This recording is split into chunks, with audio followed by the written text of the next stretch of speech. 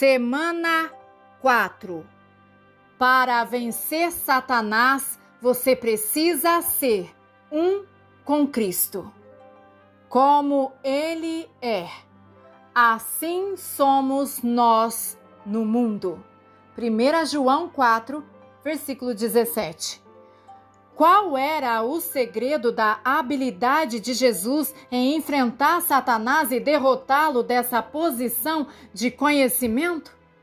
Jesus viveu sua vida na terra como homem.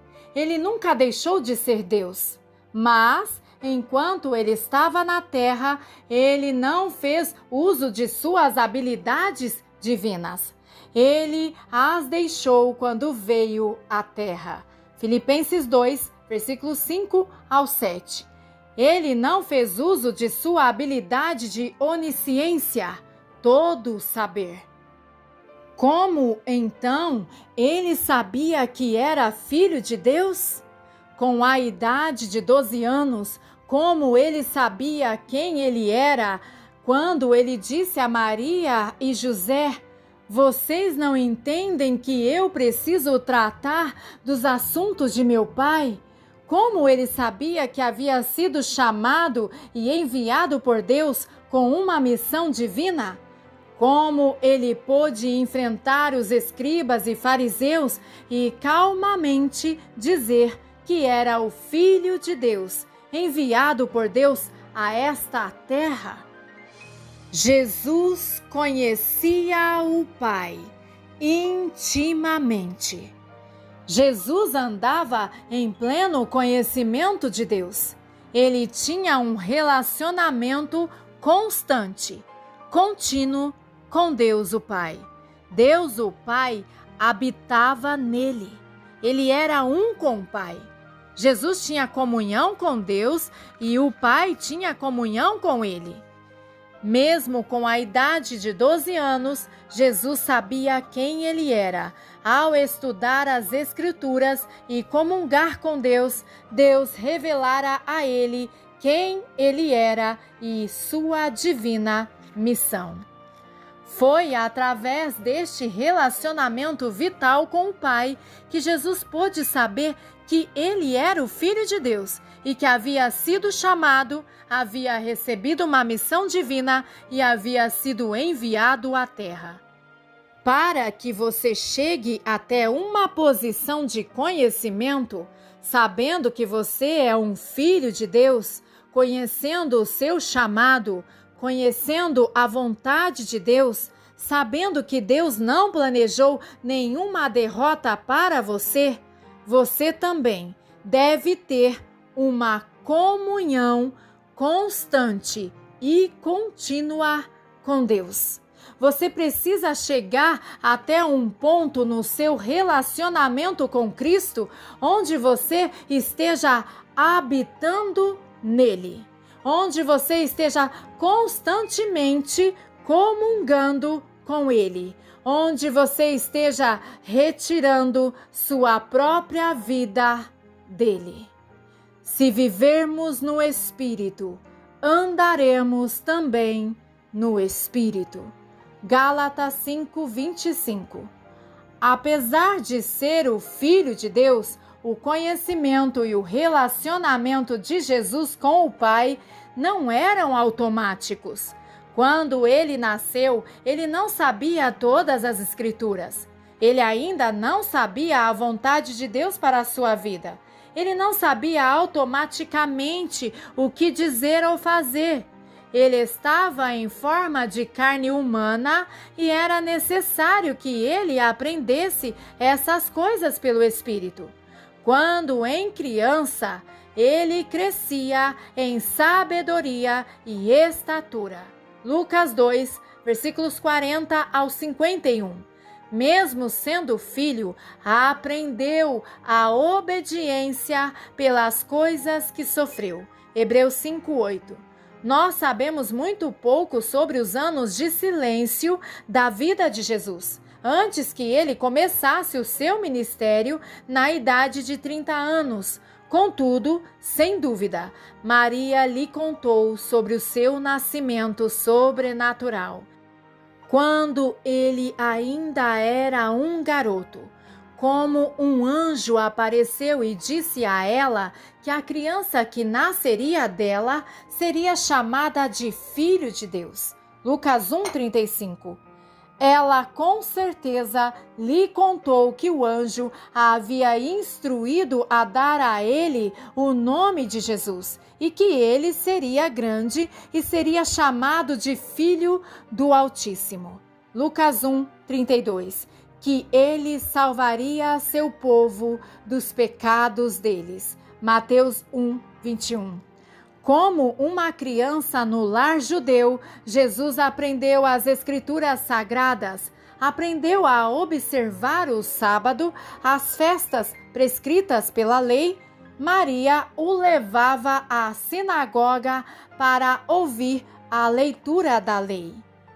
Frase-chave: ao estudar as Escrituras, Jesus aprendeu quem ele era.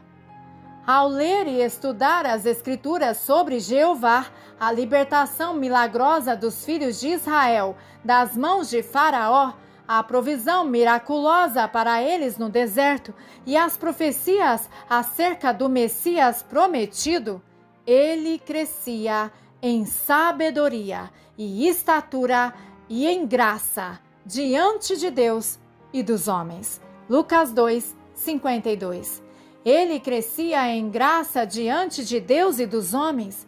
Ele desenvolveu um relacionamento com Deus. Ele veio a conhecer a Deus, o Pai, não como um ser impessoal em algum lugar do céu, mas como Deus que habitava nele. Ao orar, Deus, o Pai, falava e se revelava a ele, como falava e se revelava aos profetas antigos. Ao estudar as Escrituras, Deus revelou a Jesus quem ele era. Através do profeta Isaías, Jesus aprendeu que havia nascido de Deus. Eis que a Virgem conceberá e dará à luz um filho e o chamará Emanuel, que quer dizer Deus conosco. Isaías 7:14. Deus falou a ele através do profeta Isaías e o chamou. Eu, o Senhor, te chamei em justiça e te tomarei pela mão e te guardarei e te farei mediador da aliança com o povo e luz para os gentios, para abrires os olhos aos cegos, para tirares da prisão o cativo e do cárcere os que jazem em trevas. Isaías 42, versículos 6 e 7. Jesus aprendeu que Deus o havia ungido. O Espírito do Senhor Deus está sobre mim, porque ele me ungiu. Isaías 6. Através do profeta Jeremias, ele aprendeu que seria rei. Eis que vem dias, diz o Senhor, em que levantarei a Davi um renovo justo, e um rei reinará, e prosperará, e executará justiça e juízo sobre a terra. Jeremias 23:5. Através do profeta Daniel, ele aprendeu que teria um reino eterno. Eu estava olhando nas minhas visões de noite, e eis que um como filho do homem vinha com as nuvens do céu, e dirigiu-se ao ancião de dias, e o fizeram chegar até ele, e foi-lhe dado domínio e glória e um reino, para que os povos e nações e línguas o servissem. O seu domínio é domínio eterno, que não passará, e o seu reino jamais será destruído. Daniel 7, versículos 13 e 14. Através de Isaías, ele aprendeu que levaria os pecados do mundo. Mas ele foi transpassado pelas nossas transgressões e moído pelas nossas iniquidades. O castigo que nos traz a paz estava sobre ele, e pelas suas pisaduras fomos sarados. Todos nós andávamos desgarrados como ovelhas, cada um se desviava pelo caminho. Mas o Senhor fez cair sobre ele a iniquidade de nós todos. Isaías 53, versículos 5 e 6. Jesus aprendeu que não seria derrotado. Não desanimará, nem se quebrará, até que ponha na terra o direito. Isaías 42, 4. Subtítulo: Jesus andou em pleno conhecimento de Deus. Durante toda a vida de Jesus, ele podia dizer: eu o conheço, pois eu venho dele. João 7:29. Ele vivia sempre consciente de que Deus estava sempre com ele. Ele disse: não sou eu só, mas eu e o Pai que me enviou. João 8:16. O Pai não me deixou sozinho, pois eu faço as coisas que lhe agradam. João 8:29. Ele viveu com o conhecimento de que o Pai habitava nele. Ele disse: como o Pai me conhece, assim eu conheço o Pai. João 10:15. O Pai está em mim e eu nele. João 10:38. Eu e o Pai somos um. João 10:30. Era esta união, este relacionamento com Deus, que o capacitava a fazer as obras que ele veio para fazer. Ele retirava sua força e era dependente do Pai. Ele disse: eu nada faço por mim mesmo, mas como meu Pai me ensinou, assim eu falo estas coisas. João 8:28. Eu falo sobre as coisas que vi e aprendi ao lado de meu Pai. João 8:38, adaptado. Ele disse aos judeus: em verdade vos digo, o Filho nada pode fazer por si mesmo. Ele só pode fazer o que vê seu Pai fazer, porque tudo aquilo que o Pai faz, o Filho faz. Porque o Pai ama o Filho e lhe mostra tudo o que faz. João 5:19 e 20, adaptado. Pense um pouco sobre esta relação pai-filho por um momento. No mundo natural, quando um carpinteiro quer que seu filho seja um carpinteiro, ele faz com que ele seja seu aprendiz. Ele dá a seu filho um martelo, pregos e uma serra e o ensina a usar as ferramentas de seu trabalho. Ele leva seu filho ao trabalho para que ele aprenda observando suas ações, e quando ele decide que seu filho está apto para o serviço, ele permite que seu filho trabalhe com ele. Toda a verdade tem seu paralelo. No mundo espiritual, o mesmo é verdadeiro para a relação pai-filho que Deus quer que tenhamos como filhos. Em essência, Jesus estava dizendo: não posso fazer nada por mim mesmo. Só posso dizer e fazer coisas que o Pai me revelar para fazer. Só posso fazer aquilo que meu Pai me ensinar a fazer. O relacionamento de Jesus com o Pai era um relacionamento onde ele e o Pai andavam lado a lado. Quando Jesus orava e conversava com o Pai lhe mostrava o que fazer e dizer. Quando o Pai revelava que deveria curar os doentes, ele curava os doentes. Quando o Pai revelava onde ir, Jesus ia. Quando o Pai revelava o que dizer e quando dizer, Jesus dizia.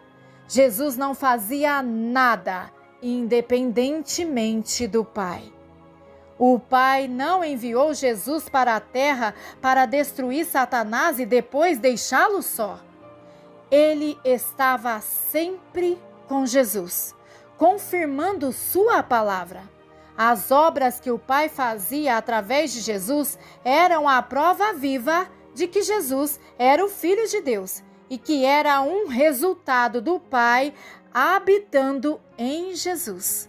Jesus disse: se eu não faço as obras do Pai, não me acreditais. Mas se eu faço, mesmo que não me acrediteis, acreditai nas obras, para que saibais e creiais que o Pai está em mim e eu no Pai. João 10, versículos 37 e 38. Subtítulo: você precisa andar no pleno conhecimento de Cristo.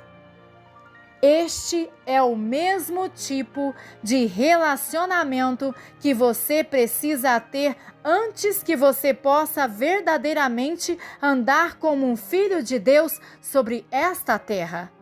Este é o mesmo tipo de relacionamento que você precisa ter antes de ser transformado na imagem de Cristo. Você precisa entrar num relacionamento com Cristo, onde você tenha certeza que você sabe que Ele habita em você e que Deus habita nele. Na noite anterior à sua crucificação, Jesus disse a seus discípulos que eles não sobreviveriam se não entrassem em um relacionamento onde eles habitassem nele. Jesus disse: permanecei em mim e eu permanecerei em vós.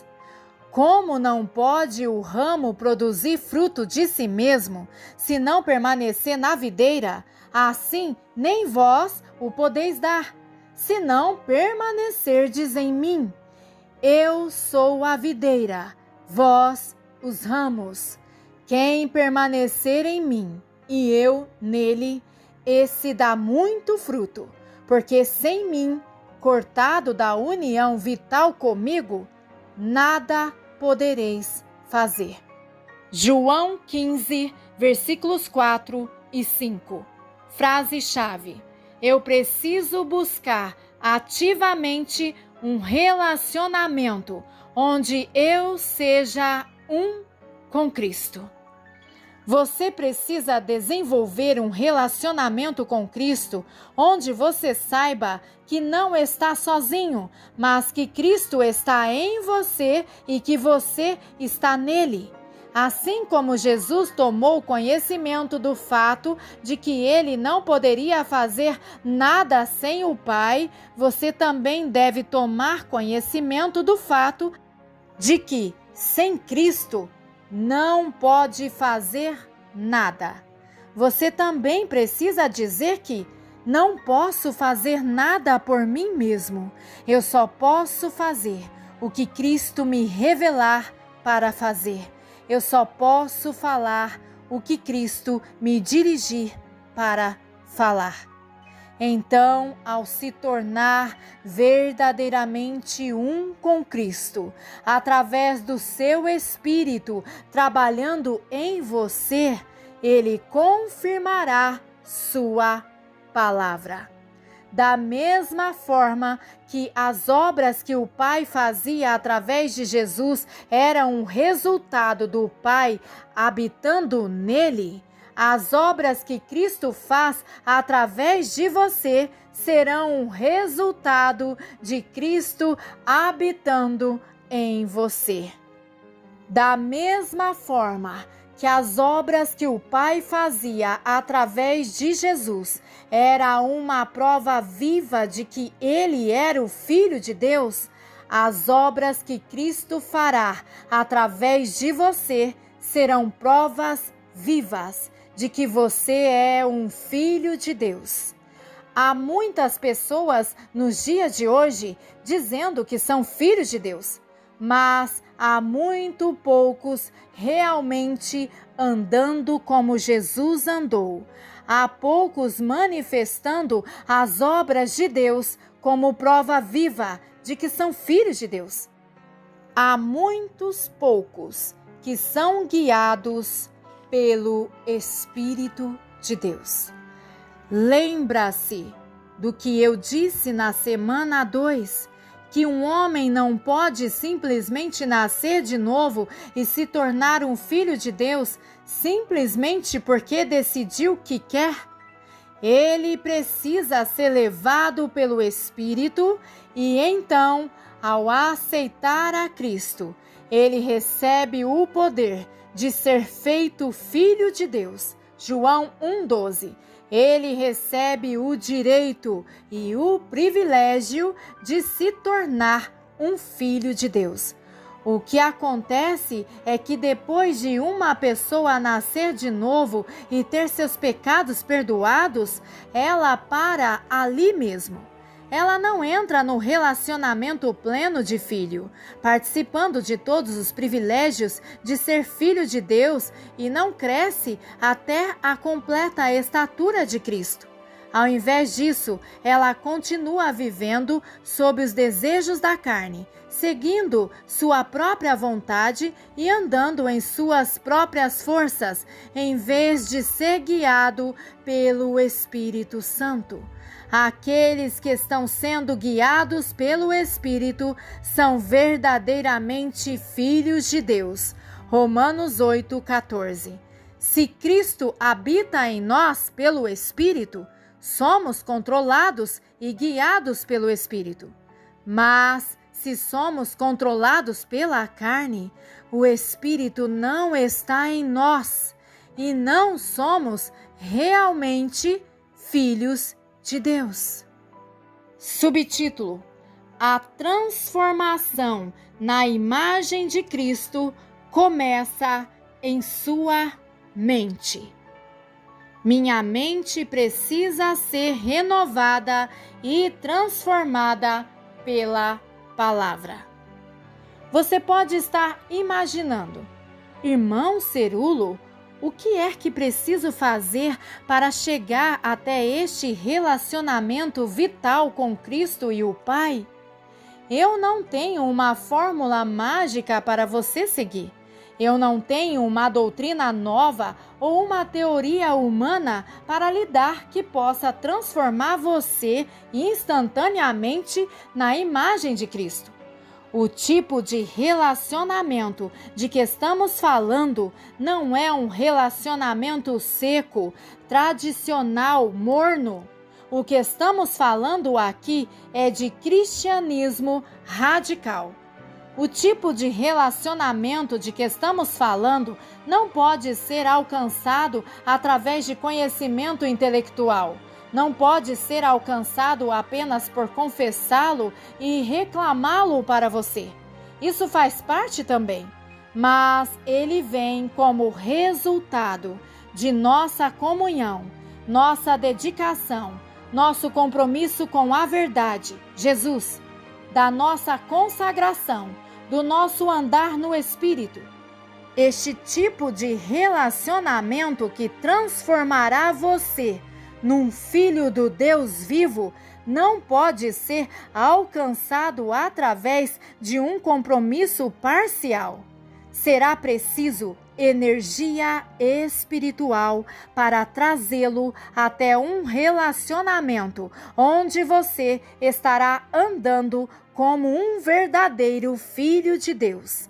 Na semana 2, nós conversamos sobre como Deus planejou trazer muitos filhos à glória, até um novo relacionamento onde Ele nos concede sua glória, tudo que Ele é e tem.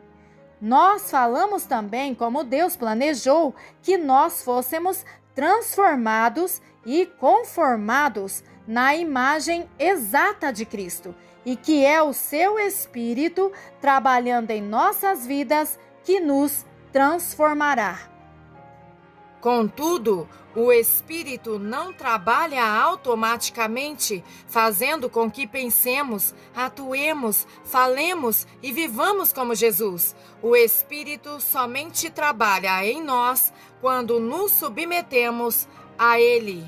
Para chegar a este relacionamento como filho de Deus, onde você está sendo continuamente transformado na imagem de Cristo, você precisa fazer uma escolha deliberada. Você não precisa somente desejá-lo, mas você precisa buscá-lo ativamente.